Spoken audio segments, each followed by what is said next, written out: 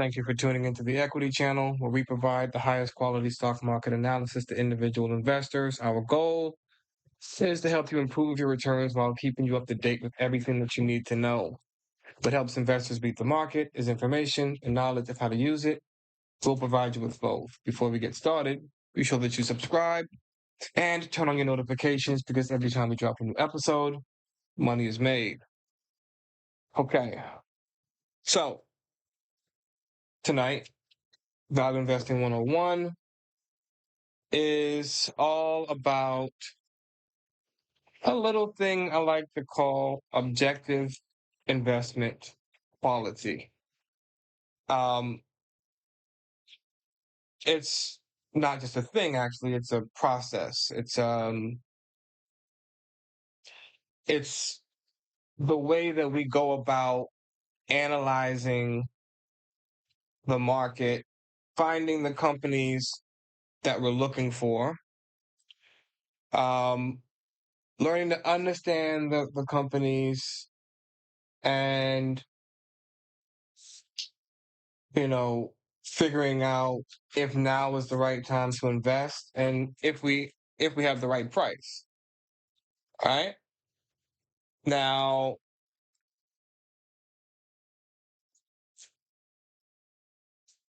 when it comes down to this concept, um, it has four stages, as I mentioned.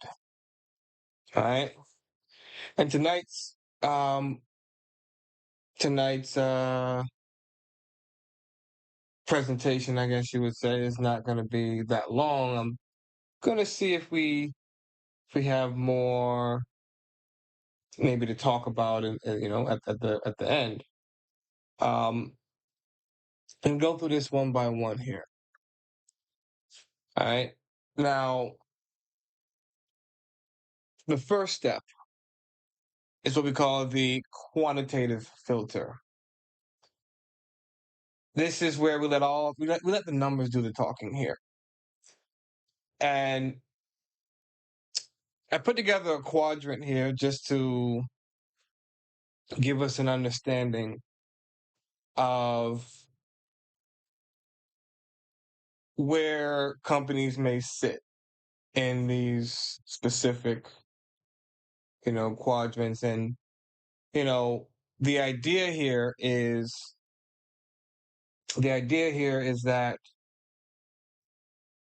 we wanna, and notice I said it's a filter, right? So in your investment journey, what you really want to do is make sure that you don't spend too much time looking at companies that you're never going to invest in. Since we began this Value Investing 101 for June, we've talked about what those companies look like. We've talked about, just a lot of things that will help you analyze the companies, but we haven't really talked about the process much, right? So this quantitative filter can begin before you even start looking at a company. It can start even just in your mind. If I ask you, what kind of companies do you want to invest in? What do you say? You say, well, I want good companies. I want companies that make money. I want, who knows? Different people at different stages in their journey of investing will say different things. Right? Someone that's very new to this may say, you know, um, that they want to invest in things that they know about. As time goes along, that may change. They may be more open to investing in the companies that they never heard of in their life. All right. But the point is, that's still a filter. Just having an idea of what you want before you even start looking is still a filter. Now, for me, the the most important part of that filter for me is efficiency and free cash flow. High return on invested capital and high free cash flow. Now, yes, I would have already said to myself, "Oh, I'm looking for some healthcare today. Oh, I'm looking to invest in some staples today. I'm looking to invest." You've seen me do that a lot. If you've been around me for some time, you've seen me do this. Um, but no matter what, I'm gonna want a lot of free cash flow. I'm gonna want an efficient business, right? Um, that efficiency is proof of a competitive edge, right? So you gotta ask yourself a few questions here. Does the company generate a high and stable return of invested capital? Does this company have real growth? All right. Are they growing on the top and the bottom line um, consistently? All right. Um, can the balance sheet comfortably handle the debt burdens, the macro stresses, the interest expenses? All right. Is the free cash flow yield high enough to prove that the reported earnings and those accounting profits are real? All right. So this stage, you answer all these questions. All right. And, I think one of the most beautiful parts of investing is that we could actually answer these questions without ever really digging too deep into the business. All right. Um, imagine if you could walk into a store and look into their cash register. Imagine if you could do that. All right. Imagine you knew the store opened at 9 a.m. and closed at 9 p.m. Imagine you walk into the store at 8:30 p.m. and the register was still empty. Right? Kind of gives you a sign here that business might be slow. Right? And you may think to yourself, I don't know about this one. Right? That little bit of doubt that you have, that's fine. Especially if you have other investments to look at.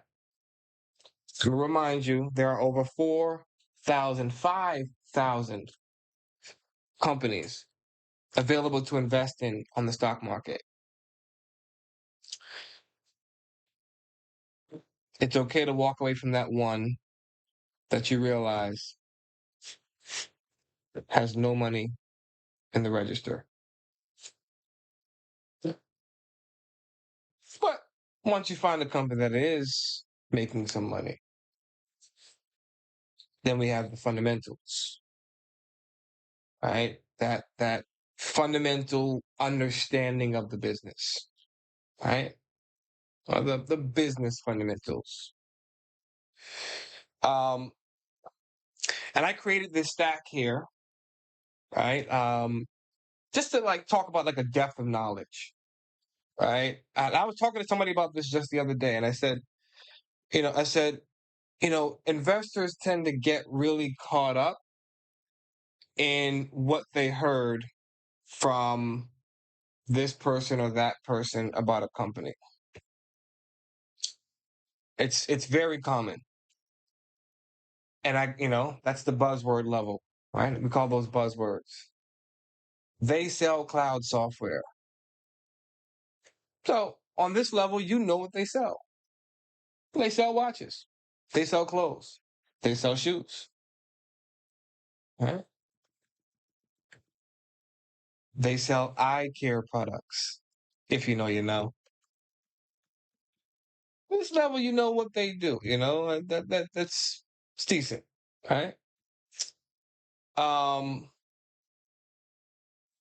that level 2 of understanding is the financial layer. You understand more deeply what's happening with the company financially, right? Now you got a basic track record with the company. Level 3 you start to understand what their actual advantage is, right? What makes them better than or just as good as or maybe not as good as their competitors. Maybe they have no advantages. All right. Now, these are things you may see warning signs of or positive signs of when you look at the numbers. So by the time you get to this stage, you would have already said, you know what?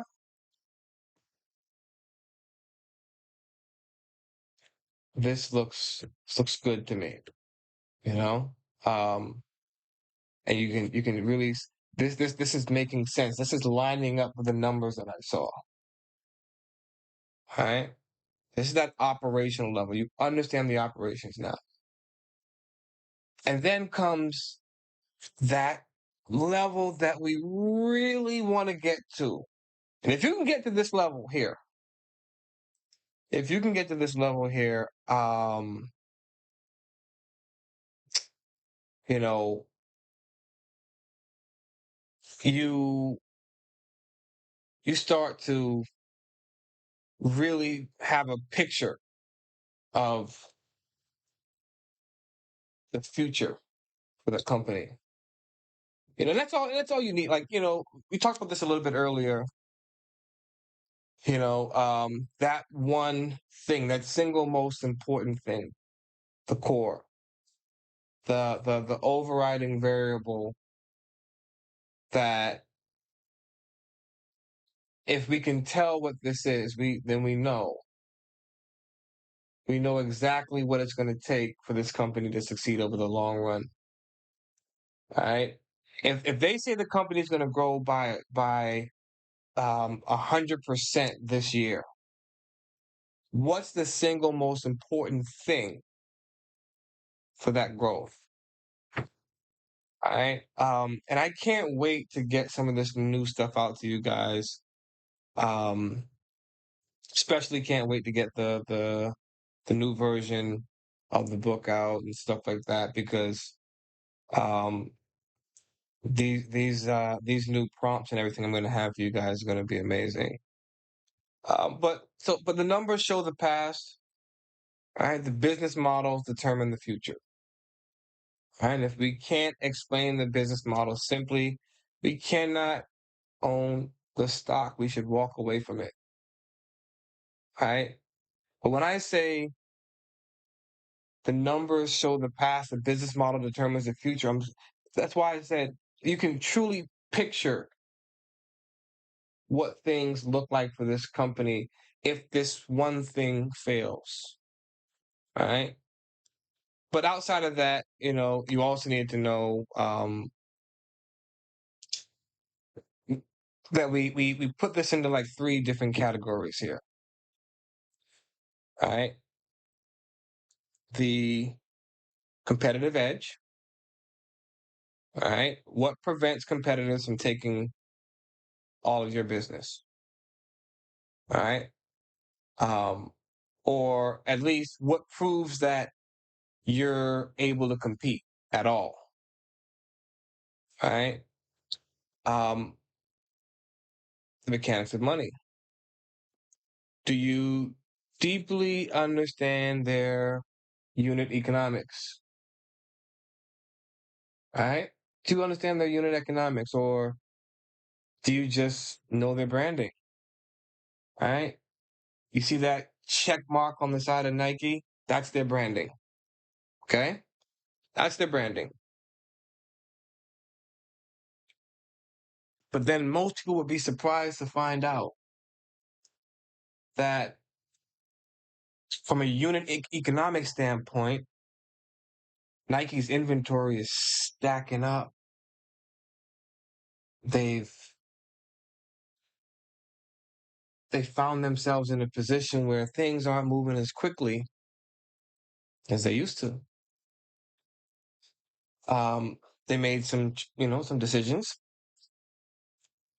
um, and they wanted to get into more selling this stuff themselves. I don't think they quite knew how difficult that might be. You know, and here we are. right? Now, but then as you get that understanding of the competitive edge, as you get that understanding of that unit economics, right? Understanding something deeper than just what the brand is. Something's going to happen. Something's going to happen here, right? And it's going to be hard for you to identify at first, but as you do more and more work in the world of investing, you start to be able to catch on to it a lot more often. Um, that single most critical factor, that single most critical catalyst, and notice, or performance metric. You know, a lot of times it's the performance metric. Sometimes it's not something that's going on internally. Sometimes it's just the expectations of the market. For Nvidia, that's what it is for Nvidia. There's no single important thing underneath Nvidia's business. No, it's the expectations we put on the company. So now they have to live up to these expectations, and if they don't, that stock will drop like Humpty Dumpty, and it will crack like an egg. That's the single most important thing, is that they don't slip. And if you believe for 1 second that Nvidia will slip, then today is certainly not the day that you invest. Right? Um, every thesis has a single defining key point that sits above all others. You find it, you keep track of it, and you ignore everything else. Right? Then comes the technical side, the institutional footprint. Um, pay no attention to what you see over here on the left. Um, I try my best to create something there. It looks exactly like it's supposed to look, but um, yeah. Let's focus over here on the right. Okay. Um, we don't fight the tape. We track the movement of institutional money, confirm that the fundamental view is right before we deploy money. So, relative strength. All right. Is this stock actively outperforming its index and peer group, or are we buying a lagging or a weak asset? Now, um, there are times when we think we're buying deep value. We're going to be wrong about that sometimes. Most of the time, I want to buy an asset that has some level of performance, right? And I'm going to look for that continuously. But sometimes I see that deep value that I want to invest in, and I think that. So sometimes I'm thinking about that future relative strength. Sometimes I'm thinking about present relative strength. All right. Either way, I never make a decision without thinking about relative strength moving forward. Um, market breadth. All right. Are we trading into a healthy, high participation market, or are we catching falling knives? All right. Um, during a panic. Now, I like when the market's down. All right. Um, it opens the door for a lot better investing. But we have to be careful not to be making the best purchases at the worst time. And so over the next couple of sessions, we're going to be going through each one of these steps and these stages. And um, when we get to this stage, we're going to talk about some familiar things. And we may bump into some unfamiliar things that we haven't discussed yet, but definitely looking forward to discussing that. You have your volume footprints as well, accumulation and distribution. We talked about this weekend. Um, you know, kind of identifying whether or not that volume is leading to, you know, um, a move to come higher, or are we distributing shares is a question, right? Big money leaves big footprints. Now,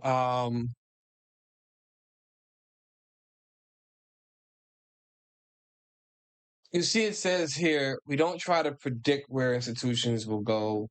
We simply track where they are already deploying capital. Like I said, you will see me buy assets or companies that are currently underperforming sometimes. In those moments, I'm focused on the other areas where institutions love to put money, right? You have the relative strength aspect where these stocks are already outperforming, right?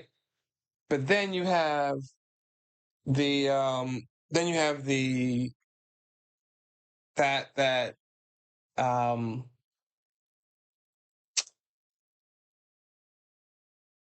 that metric based institutional attraction, right? So yes, institutions love to buy assets that are outperforming. They also love to buy assets that are, you know, generating a lot of returns, right? Underneath the surface I'm talking about, right? So when they see businesses making a lot of money, they want in, especially if that business is making that money efficiently. So at times, if I'm not focused on relative strength, I'm focused on that. And that's going to be something you'll notice that we'll be touching on a lot. All right. Now, next, and well, last, I should say, this is the final point here. It's a four-step process. I mean, it's pretty simple. The margin of safety, right? The valuation gap. Now, the valuation gap is not perfect, guys. Let me point this out now. Um, the valuation gap is not perfect. You see, the valuation gap is this idea that companies that are undervalued over the long run tend to outperform companies that are overvalued. It's not a perfect science. It's a true statement. Undervalued companies tend to, over the long run, outperform overvalued ones. And that goes by whatever metric you want to choose, right? Like if I was to buy the highest valuation versus buying the lowest valuation in terms of free cash flow, right? Over time, I'll probably see at some point they they give up on trying to dump more money into the highest valuation, and they lift the lowest valuation, even if just by the tiniest amount, right? It's enough to have an outperforming period there, right? But that's why quality is the real topic of conversation today. Objective investment quality. That is the name of the game. That is the central point of this thesis, is that objective investment quality provides us with the ability even at times to buy what nobody else will buy, and do so with confidence that we will still generate a return. We don't have to spend our time thinking night and day about what the best investment might be. I know. I've heard of people say, "Man, that one stock really performed well. How can I find more of those?" I don't. I want to be clear. I don't spend my time thinking about that at all. But if you haven't noticed, I happen to keep finding those ones, right? Some of you guys have been around long enough. We keep finding those ones. And could you imagine that I never once think about what's the next big thing? I never once think about, man, I need to find another one of you know, those stocks that go up 1,000%. Those thoughts literally never cross my mind at all. Objective investment quality. That is all I look for. I look for quality that you cannot deny. You cannot tell me I'm not looking at quality. That is what I want. And then we come to that fourth step where I want that quality at a reasonable price. Right? And so we start to look at the pricing mechanism and try to understand, you know, what that looks like. What are they actually worth based on their future cash rather than you know, the things that the market's saying out there.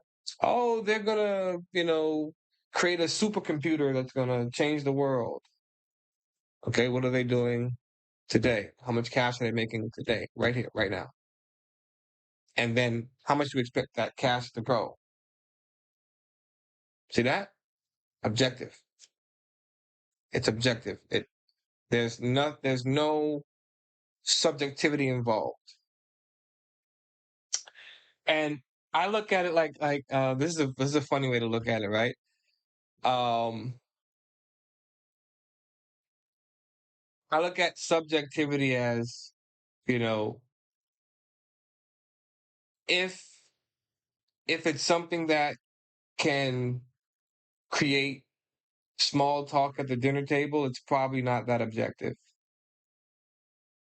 right? Um, that thing that they're currently working on that could, uh, possibly, cure cancer or, um, take us to Mars or, all these things, right? The things that are so boring that the dinner table would probably become quiet are probably the more objective things. Oh man, did you see how much free cash flow they generated this year? Yeah, we saw it.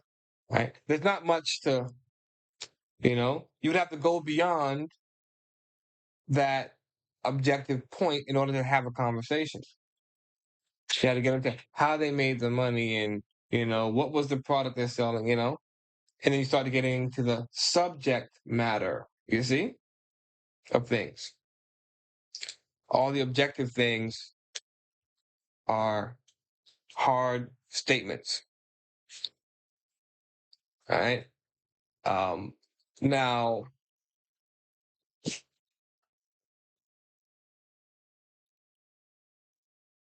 now we can use historical multiples, all those things. There's a lot of ways that we're going to talk about. But we're gonna focus on, you know, um, like I'm gonna focus more on keeping you guys locked in with this Oracle X, and we'll just we'll talk more about what those things mean and put them on a scale, right? So that's going to be something that we're going to do a lot more of. Um, but the hard filter,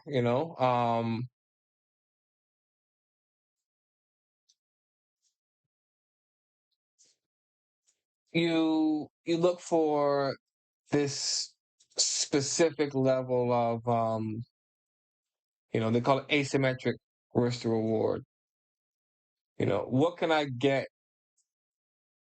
What can I get out of the market that isn't normal, right? When at what point can I make the purchase and say that I'm almost certain that there's this greater probability the stock is going to deliver a positive return over the next year than a negative one, right? I don't buy a stock thinking, well, this could be down for a year. I no, no, you know, um, I make a purchase, and the thought in my mind is, you know, there's a limited amount of downside potential and a near unlimited amount of upside potential. That's the thought in my mind. I'm going to repeat that. The thought in my mind is there's a limited amount of downside potential and a near unlimited amount of upside potential. And you may ask, well, how do we know how much? How do we know how much downside potential is there? Right? Um, this is a four-step process for a reason, right? So we don't come to this particular stage without having we don't even make it here in this thought process without having verified quality at every level, right? Quality financials, quality fundamentals, right? Um, Quality environment to invest in. And then you get to this margin of safety, and like, okay, cool. I got nothing but quality here. And then I see it's trading at a 50% discount. Well, okay. Now, I could I could believe that this quality company I'm looking at is going to go bankrupt by next year. I could believe that. I could believe this quality company that I'm investing in is going to lose 90% of its value. I could believe that. Or I could believe that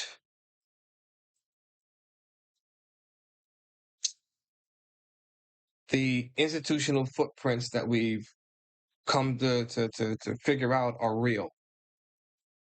That they won't let a company that generates a high return on invested capital um, fall to $1 a share, right?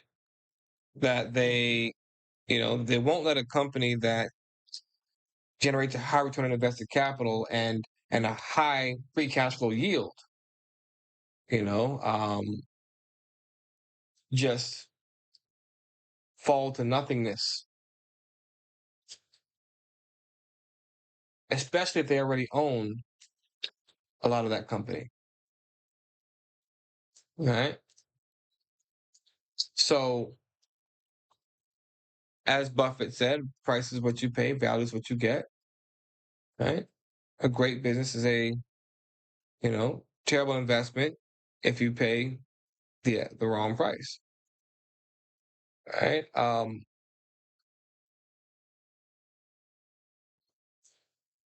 So when we talk about objective investment quality, we're talking about not not growth at a reasonable price, but quality at a reasonable price. That's our business model. That's our way of handling things. All right.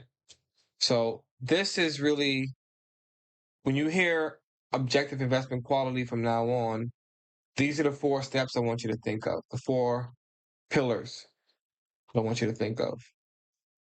All right. The quantitative, the fundamental, right? The technical, and the valuation. Those are the 4 things I want you to think of.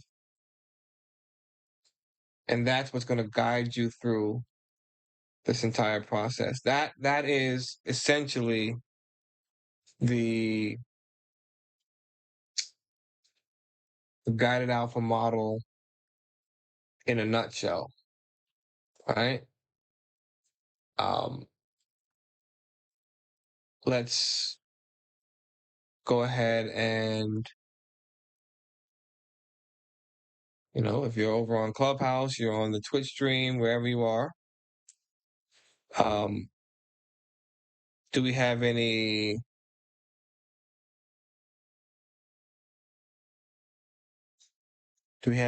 questions or anything like that? I see so I see Anisha asked a question there. And then she said, God, did I happen to answer that question without knowing it was asked? Well, kind of. I'm if I'm thinking about the 9 point and also like the free cash flow and revenue growth and Petrosky F score, stuff like that. So I'm like, I think it's just that's what I would think that you would be looking at. Yeah. So I'm gonna talk about this from a perspective like when I used to work in marketing and in media, right? So at some point I had to write a lot of reviews. And one of the most important things about those reviews was that they had to be objective, right? We try not to insert our opinion. We try not to insert our opinion um, on the matter, right? So when you say objective, when I say objective investment quality, what I'm saying is the type of quality that's not based on my thoughts or my opinions. The type of quality that anybody could see. That's what I'm really talking about. Right? So will you go into that? Yeah, we'll be talking a lot about that. I was thinking of an example here, but I decided not to use that specific example. If I could use another example, what I would say is like, so you have if we take cars for example, right? Um, what a car looks like, right? What a car looks like. You may love the way a car looks. Cecily may hate it. It may just not be her type of car. All right. But if the both of you test drove the car and only spoke about what you truly found out, right? Did the car brake well? Did it burn a lot of gas? Um, you know, was it a smooth ride, right? Or was every bump like turbulence in an airplane, right? Um, that kind of stuff right there, right? If you only talk about that stuff, then you guys can come to an agreement on the quality of the car a lot easier than focusing on how it looked. Does that make sense?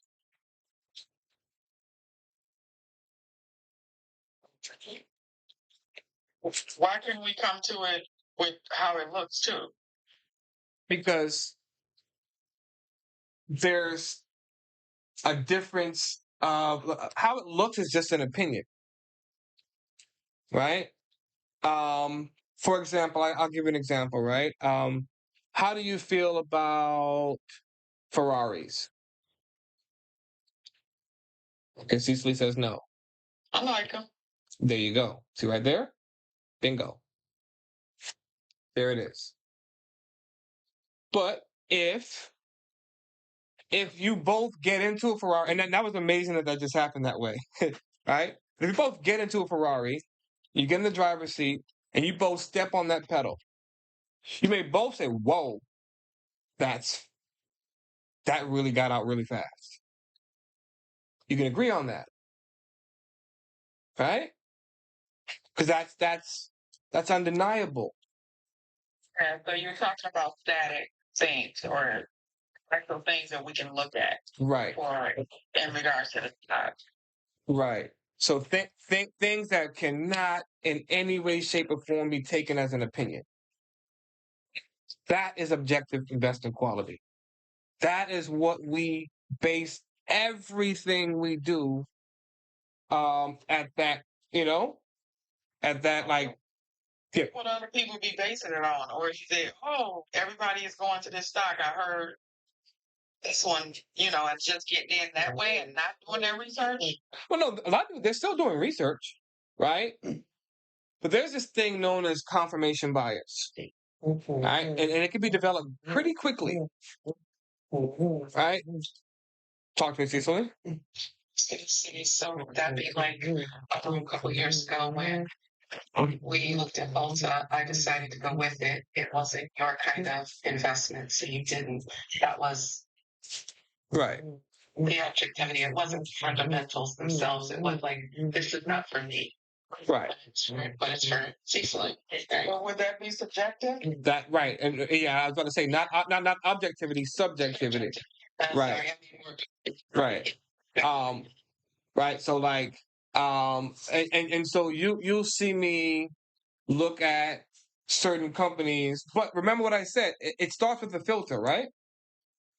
Starts with the filter. So what did I say? I said you may automatically start off by saying, here's the type of company I want to invest in. That's perfectly fine, right? But once it gets down to, you know, will I invest? The subjectivity has to slowly but surely be filtered out of the decision. Does that make sense to y'all? Yes, it is. Right? Before I even look at a company, I already know what I want to invest in. So it's a little bit on. Yes. All right. Yeah, certainly so. All right. Like I already have an idea what I want to invest in. So that's an automatic filter for me. Right. And so there's a bit of subjectivity there, but in the end it's more like I said, it's more of a filter, which is what we need. Right. So I don't invest in businesses that I cannot see clearly where their future is headed. That's just right. So I didn't feel like I could see that for them. What was the one we looked at earlier today? I can't remember what it was. What was it? Rivian. I stopped asking about that. Right. There was Rivian. So for me, that becomes, pretty simple. Like so I have no idea whether or not Rivian will ever become a leading car company in the United States. I have no idea. I have no idea if they can manage to outsell anybody. I don't know. Shelby was a good one too. You said Shelby? Shelby. Was it? What was it? The Oh, flow. Joby. Joby. Yes. Yes. Yeah. I mean, I know it's not. We're not there yet, but I can see that happening. Right. See how you can see that a lot better, right? Mm-hmm. That's that part I'm talking about.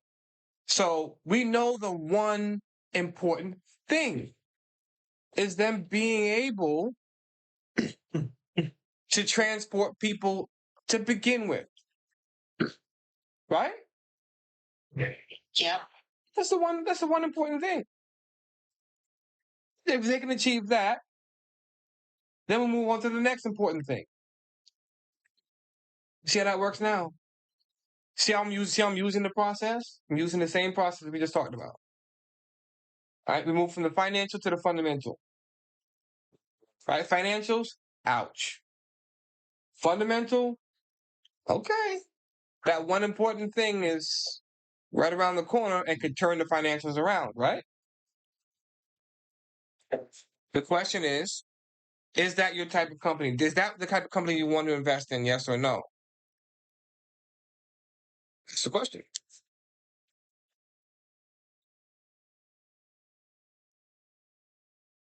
I think I would if the fundamentals were. No, I'm talking about as is. No, but it's definitely on my watch list. Yeah, it's on mine too. I like it, Now, for the record, there was a point where we're never making on my watch list because I looked at them before in the past. And I said, this thing is too far gone. But now they found a way to make some money. Good. Finally, Because when I first looked at them, they were making $0. In fact, they were negative revenue when I first found them.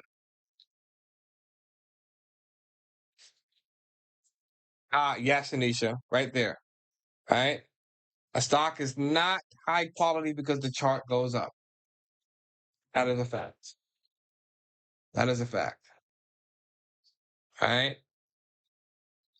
You know, you get so often that people get trapped in the charts and don't get me wrong, the chart can be a great way to take advantage of that upside that's already there. Right? But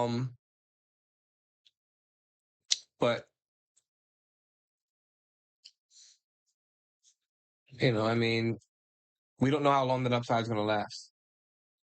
All right. So, does anybody else have any questions before I kind of close it out here?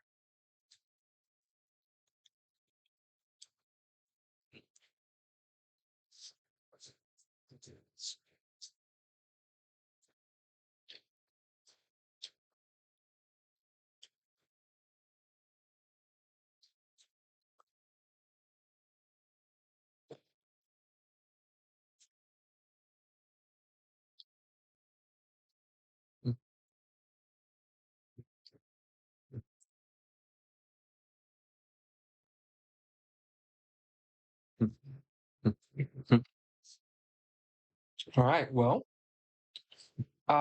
so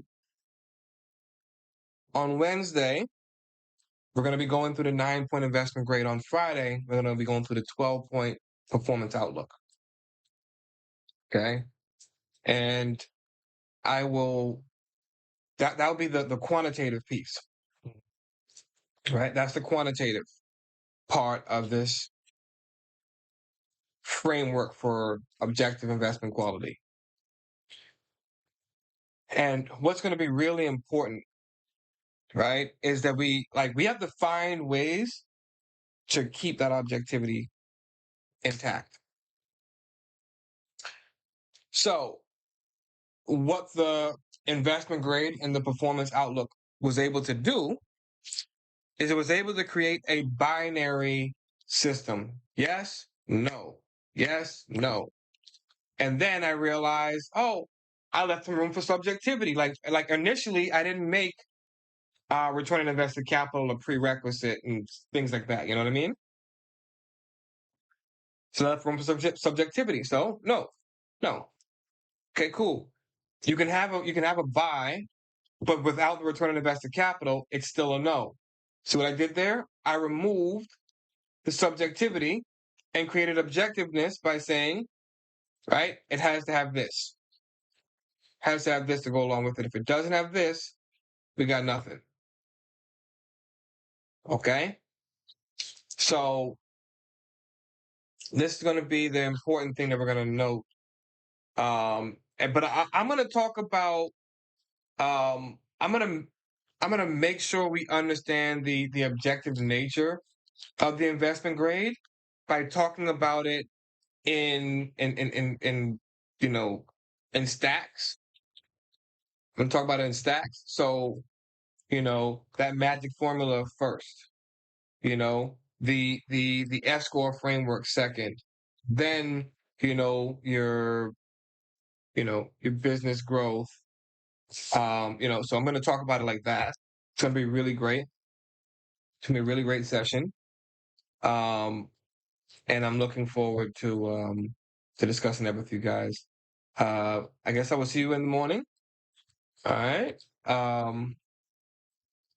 And this video will be uploaded to YouTube soon, and you can go back over it, and or if you're already subscribed to the Twitch channel, you can go back and watch it there. All right. Now I want to point out for those that may be joining us for the first time, if you click that link at the top of the room on Clubhouse, you will see it says the playbook for stock investing, right? A lot of what we're discussing is in that book. Okay. If you're on the Twitch stream, I'm going to post it over there right now for those that are over there on Twitch. If you're joining us for the first time, hit that link in bio right there. You'll see, say the playbook for stock investing there. All right. Again,